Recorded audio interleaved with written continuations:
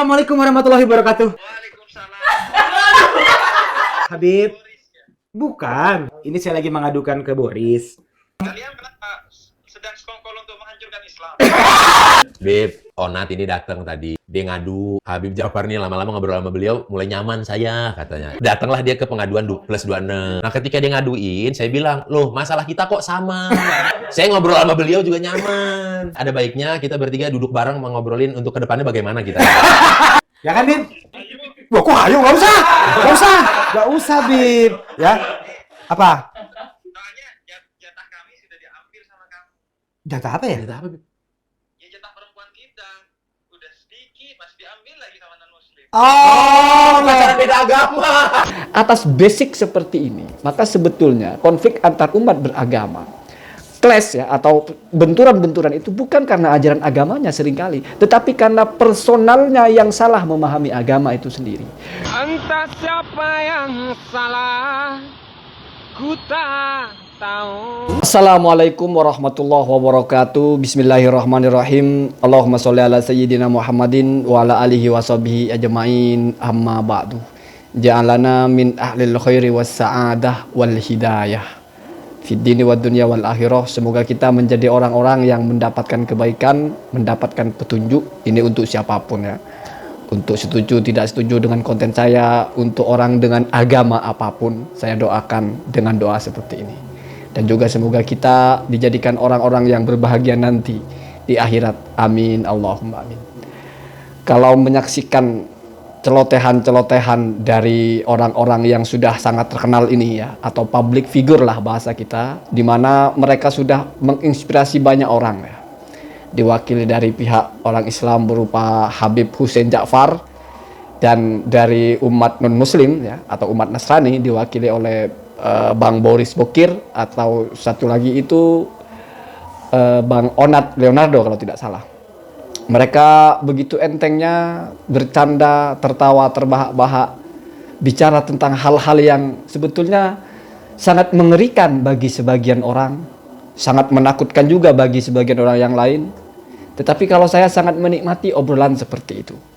Kalau menyaksikan mereka bertiga berbicara sebegitu riangnya, saya tidak mau bicara itu untuk kepentingan konten atau apa, karena itu sudah menghakimi hati orang.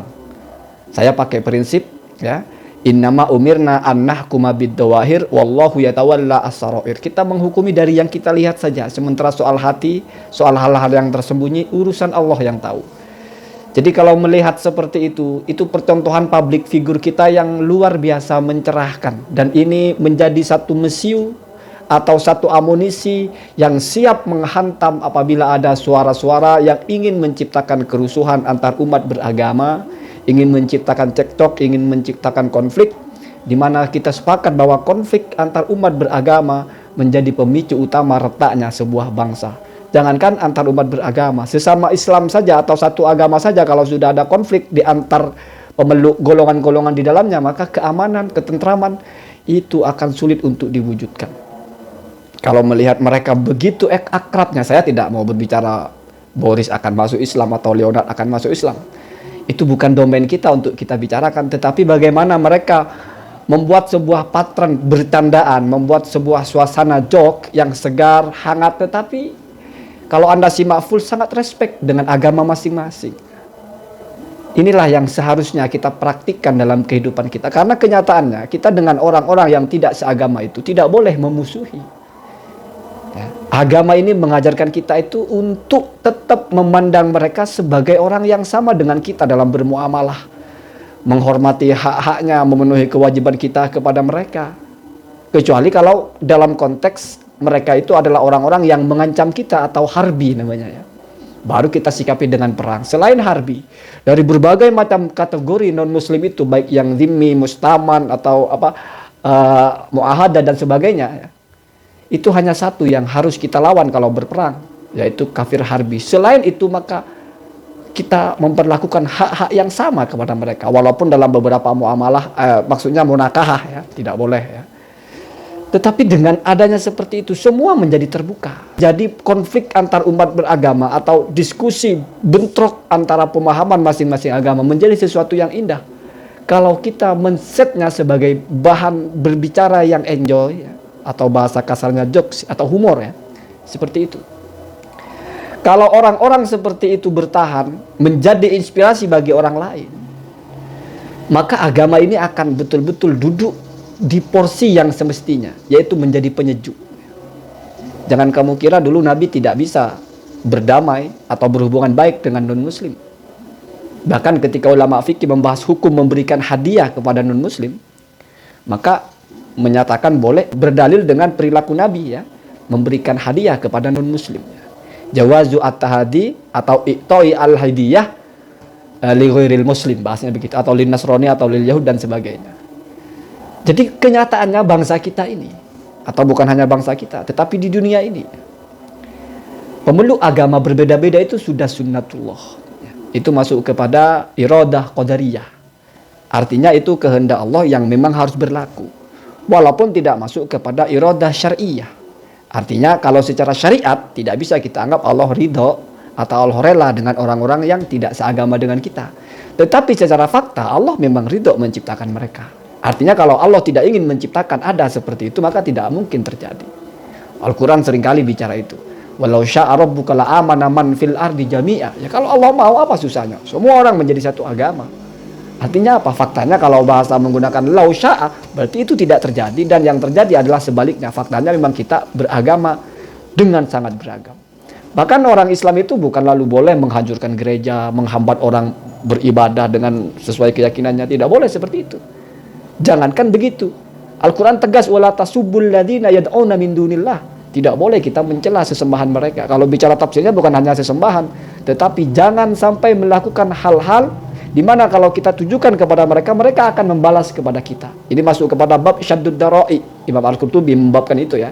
Mencegah hal di mana potensial atau ada talazum, ada iltizam akan menimpa kepada kita. Ayat itu turun ketika Sayyidina Ali diberi masukan oleh salah satu non-muslim pada waktu itu ya, orang kafir Quraisy ya. Bilang sama Nabi Muhammad SAW, hentikan menghina berhala-berhala kami, atau kami nanti akan menghina Tuhan kalian gitu. Akhirnya turunlah ayat itu, dan Nabi sepakat dengan usulan Sayyidina Ali itu, di mana usulan itu adalah aspirasi dari non-muslim yang melapor kepada Sayyidina Ali. Jadi ada kompromi. Kita ciptakan perdamaian. Kenapa? Karena keimanan itu tidak bisa dipaksakan. Jadi dalam Al-Quran itu Allah faktakan, Allah buka fakta-fakta kebenaran agar manusia berpikir. Maka yang berpikir beriman. Ini versi orang Islamnya ya. Kalau versi mereka mungkin sebaliknya, ya silahkan. Tetapi tidak pernah ada orang harus dipenggal. Kalau tidak masuk Islam dipenggal, tidak ada seperti itu ya. Mekanisme Islam itu tidak ada mewajibkan seseorang ya, yang tidak memeluk agama Islam untuk memeluk agama Islam ya. Tidak ada seperti itu. Kita mewajibkan dalam artian kita memaksakan. Tetapi kalau secara syariat semua orang wajib memeluk agama Islam ya. Berarti yang non-muslim pun ya harus masuk Islam sebetulnya. Tetapi tidak lalu kita boleh memaksa mereka. Berbeda dengan misalnya pelanggaran-pelanggaran had seperti orang membunuh. Itu berarti ada kewajiban dibunuh juga. Atau orang melakukan hubungan seks di luar nikah atau apa, itu ada had namanya. Atau koti otorik, begal, perampok di jalan sampai berujung kepada kematian atau pencurian. Itu di situ ada hukum ya, yang jelas had namanya. Tapi kalau orang memang sudah terlahir sebagai non-muslim, tidak bisa ada hadnya ya. Tidak boleh lalu mereka dibunuh. Atas basic seperti ini, maka sebetulnya konflik antar umat beragama, clash ya, atau benturan-benturan itu bukan karena ajaran agamanya seringkali, tetapi karena personalnya yang salah memahami agama itu sendiri. Dulu ya, Nabi berperang dengan orang-orang non-muslim itu bukan karena mereka tidak mau masuk Islam, tetapi karena mereka menghambat dakwah Nabi. Sehingga di tengah berperang, ketika ada solusi yaitu perjanjian perdamaian, Nabi selalu antusias. Bahkan ketika dalam perjanjian itu Nabi berhitung secara di atas kertas memang dirugikan. Tetapi Nabi melihat peluang bahwa ini memang dirugikan secara di atas kertas, tetapi ada siasatnya. Artinya jangan kamu kira Islam ini lahir orang harus masuk Islam. Kalau tidak mati, enggak begitu. Enggak ada ceritanya seperti itu. Justru kalau kita berpikir seperti itu, ya, orang non-muslim gencet. Tidak boleh ada orang non-muslim di Indonesia. Wah, itu tidak akan pernah dibenarkan ya. Non-muslim kalau menurut kita salah, kita nasihati, kita ajak, kita kasih pendekatan. Bagaimana kita mau mengajak mereka kepada agama kita kalau kita anggap sebagai musuh? Tidak ada kita akan diterima ucapan kita, tidak akan ada kita diterima pendekatan kita kalau sudah patternnya kita adalah musuh dia. Itu tidak bisa ya.